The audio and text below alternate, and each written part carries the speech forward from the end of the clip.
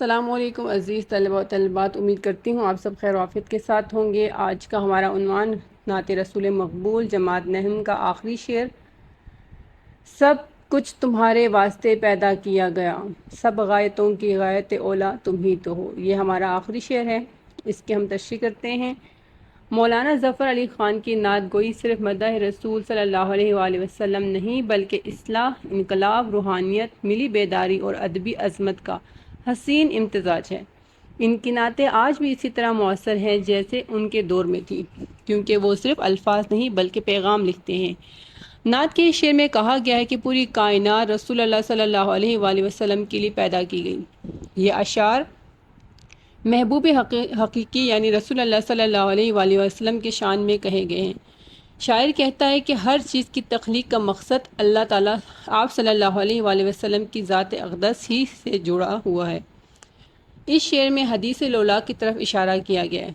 لولاک کا مطلب یہ ایک مشہور قدسی قول ہے جس کا متن یہ ہے کہ اگر نبی صلی اللہ علیہ وآلہ وسلم نہ ہوتے تو کائنات بھی وجود میں نہ آتی۔ یہ اللہ کی محبت اپنے محبوب سے ظاہر کرنے کا انداز ہے۔ کائنات کی تخلیق کا مقصد ہی آپ صلی اللہ علیہ وآلہ وسلم کی ذات ہے۔ یہاں حوالہ جات میں نے شعر شامل کیا ہے۔ وہی ہے باعث تخلیق دو جہاں جس کا، نہ کوئی ثانی ہے نہ مثل ہے نہ نظیر ہے۔ یہ ایک عظیم روحانی تصور ہے کہ جو حضور صلی اللہ علیہ وآلہ وسلم کی شان اور مرتبے کو اجاگر کرتا ہے کہ اس جہاں میں جو کچھ بھی پیدا کیا گیا ہے وہ رسول اللہ صلی اللہ علیہ وآلہ وسلم کی ذات اقدس ہی کی وجہ سے پیدا کیا گیا ہے۔ اگر آپ صلی اللہ علیہ وآلہ وسلم کی ذات نہ ہوتی تو کچھ بھی پیدا نہ ہوتا۔ اور دوسرے مصرے میں سب غایتوں کی غایت اولا سے مراد یہ ہے کہ رسول اللہ صلی اللہ علیہ وآلہ وسلم ہی ہر چیز کے مقصد کے پیچھے موجود اصل مقصد ہے، یعنی غایتوں کی غایت یا علتوں کی علت یا وجوہات کی اصل وجہ۔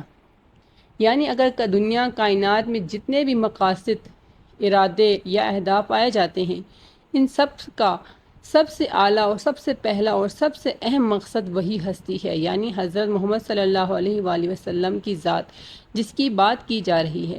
ہر چیز کی انتہا اور کمال آپ صلی اللہ علیہ وآلہ وسلم میں ہی پنہاں ہے۔